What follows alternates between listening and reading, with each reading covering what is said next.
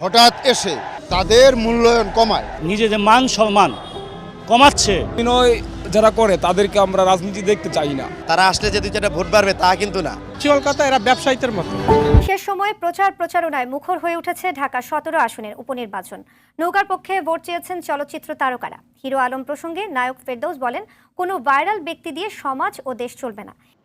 দেখুন, যাদের এক শ্রেণীর লোক আছে তাদের মনে করেন বেগার কিছু শিল্পী পিছিয়ে আমাকে ভরে গেছে, তাদের কোনো কাজ নাই, মানে এর বিরুদ্ধে কিভাবে কথাবার্তা বলবে।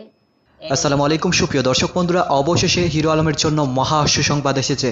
দর্শক বন্ধুরা, এম এ আরাফাতের হয়ে নির্বাচনী প্রচারণায় এসেছিলেন কিছু অভিনেতা এবং অভিনেত্রী, আর সেই সকল বিষয়গুলোকে কেন্দ্র করে ব্যাপক আলোচনার জন্ম দিয়েছে দর্শক বন্ধুরা, এবং সেই সাথে হিরো আলমকে নিয়ে কিছু বাজে মন্তব্য করেছিল তারা, আর সেই সকল বিষয়গুলোকে কেন্দ্র করে এবার হিরো আলম এমন কিছু জবাব দিয়েছেন, এবং সেই সাথে সেই সকল অভিনেতা এবং অভিনেত্রীদেরকে মানুষ এখন নানাভাবে সমালোচনা করে যাচ্ছে।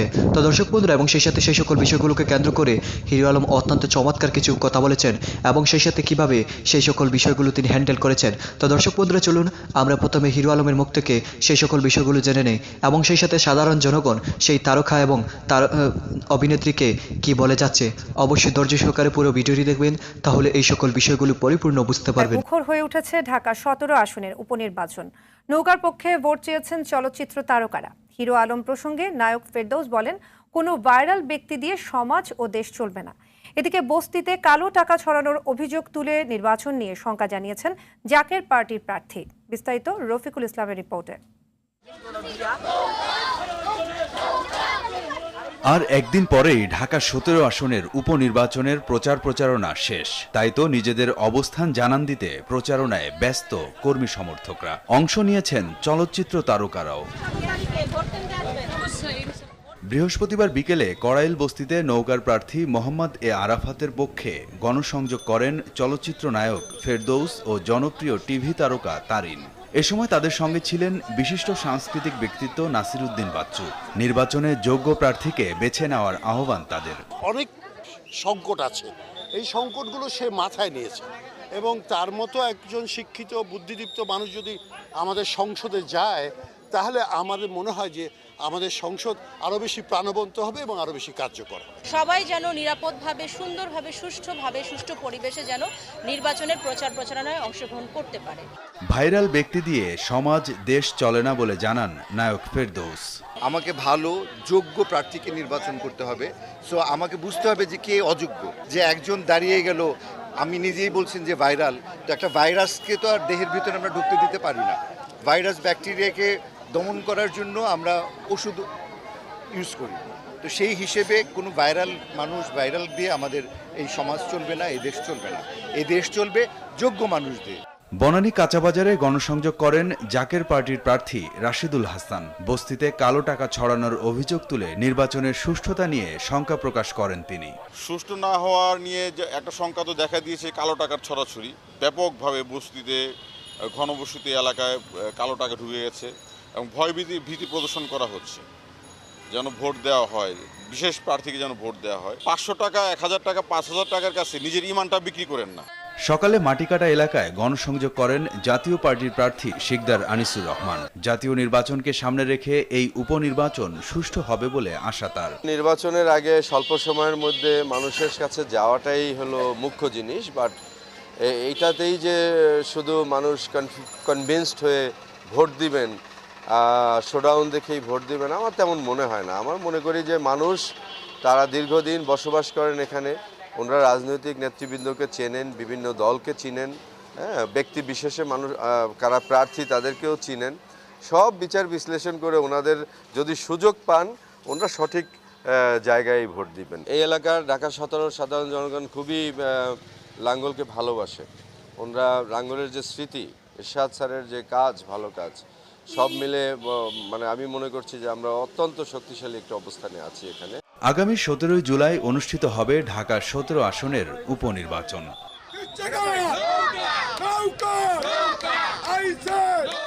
রফিকুল ইসলাম, RTV। এটা এখনো বলতে পারতেছি না, কারণ আমরা প্রতিটা ভোটে, আমি যে কয়বার ভোট করেছি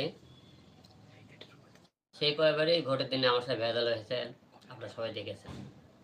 তো এইবারও যে ঢাকায় 17 আসনে কি হবে আমি এই মুহূর্তে শিওর না, তো ভোটের দিন বিষয়টা আপনাকে ক্লিয়ার করতে পারবো।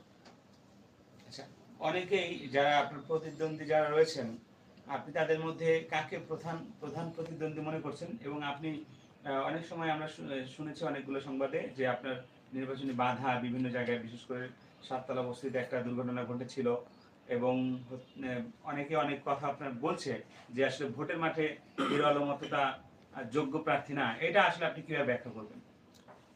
দেখুন, নির্বাচনে অনেকেই অনেক রকম কথাবার্তাই বলে, তাদের কথা শুরু থেকে আমি শুনিনি, এখনো শুনি না। আর ভোট মানুষের একান্ত ব্যক্তিগত সাবজেক্ট। ভোট যদি জনগণের ভালো লাগে যে কোনো লোক দিতে পারে। এই জায়গায় কোনো লোক মনে করেন বিরুদ্ধে কথা বললেই যে পাবলিক যে তার কথা শুনে ভোট দিবে, এটা ভুল। এক শ্রেণীর লোক আছে তারা শুরু থেকেই চায় যে হিরো আলম এর যোগ্যতা, হিরো আলমের লেখাপড়া, হিরো আলমের চেহারা, হিরো আলমের কথা বলা, শুরু থেকে এক শ্রেণীর লোক আমাকে মনে করেন আমার পিছনে কথাবার্তা বলে। কিন্তু এমন একটা দিন সময় চলে এসেছে, দেখবেন হিরো আলম কিন্তু আমার কমেন্টসগুলো দেখবেন আর ভিডিওগুলো দেখবেন যে হিরো আলম কেউ গালিগালাজ করে কিনা, হিরো আলম কেউ আর হাহা যায় কিনা, তাতে বোঝা যায় হিরো আলম কিন্তু অনেক আগের থেকে পরিবর্তন হয়েছে। আমার ভালোবাসার ভক্তরাও কিন্তু আগের থেকে অনেক বেড়েছে। ভাই,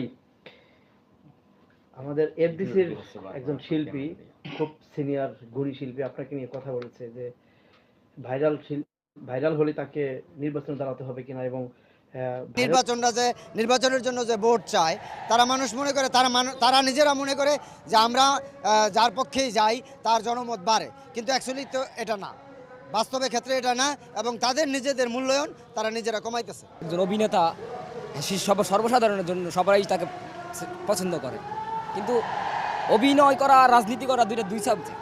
যে রাজনীতিবিদরা রাজনীতি করা এই শোভা পায়, অভিনেতারা টাকার বিনিময়ে কারো ব্যানারে আসবে, কারো দলে আসবে, এটা আসলে আমরা সাধারণ জনগণ হিসেবে আমরা এটা পছন্দ করি না। কারণ অভিনেতারা অভিনয় ভালো জানে, রাজনীতি করতে হলে রাজনীতি মাঠ পর্যায়ে থেকে রাজনীতি শিখে তারপর রাজনীতি করতে হয় মানবের সেবা করার জন্য মানুষের। এখন একজন অভিনেতা কিন্তু কীভাবে অভিনয় করা লাগে সেটা সে ভালো জানে। সেই ক্ষেত্রে রাজনীতিবিদ ছাড়া এই রাজনীতিতে সম্পৃক্ত হওয়া আসলে জনগণের জন্য তেমন কল্যাণ বয়ে নিয়ে আসতে পারে না। হয়তো তাকে কিন্তু মোটা অঙ্কে টাকা দেয়, আর নাইলে একজন মানুষ অভিনেতা হয়ে তার সম্মানহানি করার জন্য সে আসবে না, টাকার বিনিময়ে আসছে অবশ্যই আমার ধারণা।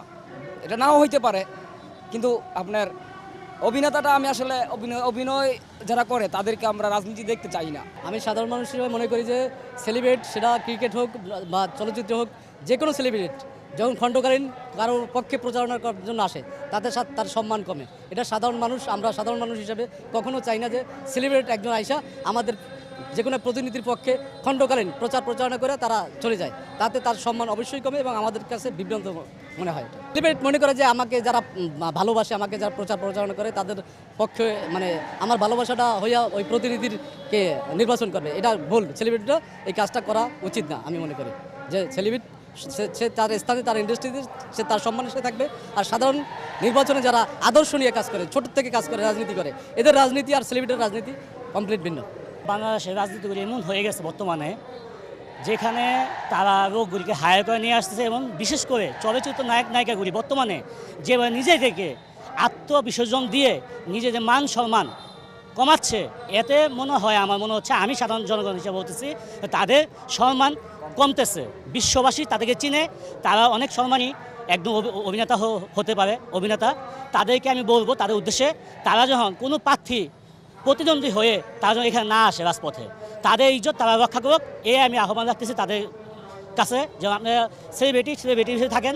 আমার ভাষা আমি বলতে পারি, অ্যাকচুয়াল কথা, এরা ব্যবসায়ীদের মতো, যে দল আসে সেই দলের সাথে সাপোর্ট করে। এবং আমরা বিভিন্ন রকমের বিভিন্ন শিল্পীদের, বিভিন্ন নায়িকাদের আমরা ফেরদৌস সাহেবরে দেখছি ইন্ডিয়াতে ভোট চাইতে যাই, এসে বজ্জিত হয়ে চলে আসছে। এবং বাংলাদেশেরও নায়িকা যারা আছে, যে দল ক্ষমতা আছে, তাদের পৃষ্ঠপোষক হিসাবে এফডিসি চলচ্চিত্রের কাছ থেকে তথ্য মন্ত্রণালয় সাপোর্টের জন্য এই কাজগুলি তারা করে।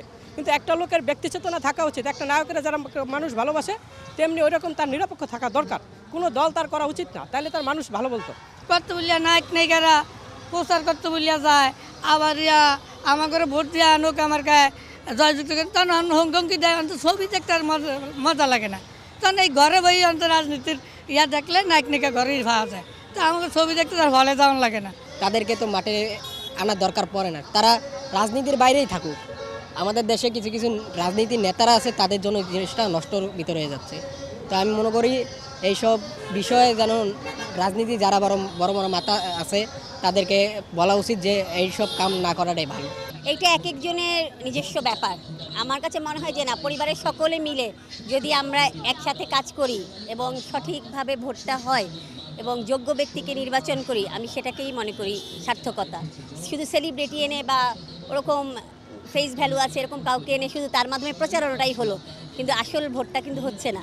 তাদের মান তো কমবে অবশ্যই। দেখেন না আপনি গাজীপুর কেমন চলেছে, তাদের মান কমছে না। তারা তো দর্শক বন্ধুরা, আপনারা হয়তো এই পুরো ভিডিওটি দেখে এবং মানুষের এই মন্তব্যগুলো শুনে অবশ্যই বুঝতে পেরেছেন অবশেষে সেই অভিনেতা এবং অভিনেত্রী মানুষের তুপের মুখে পড়েছেন।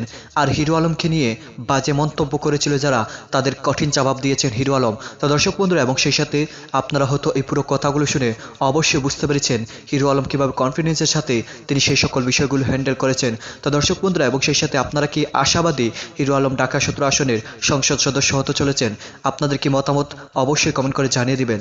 এবং সেই সাথে ঢাকা 17 আসনের যারা জনগণ আছেন তারা কি হিরো আলমকে ভোট দিবেন? অবশ্যই কমেন্ট করে জানিয়ে দিবেন। তো দর্শক বন্ধুরা, ভালো থাকুন, সুস্থ থাকুন, আল্লাহ হাফিজ, আসসালামু আলাইকুম।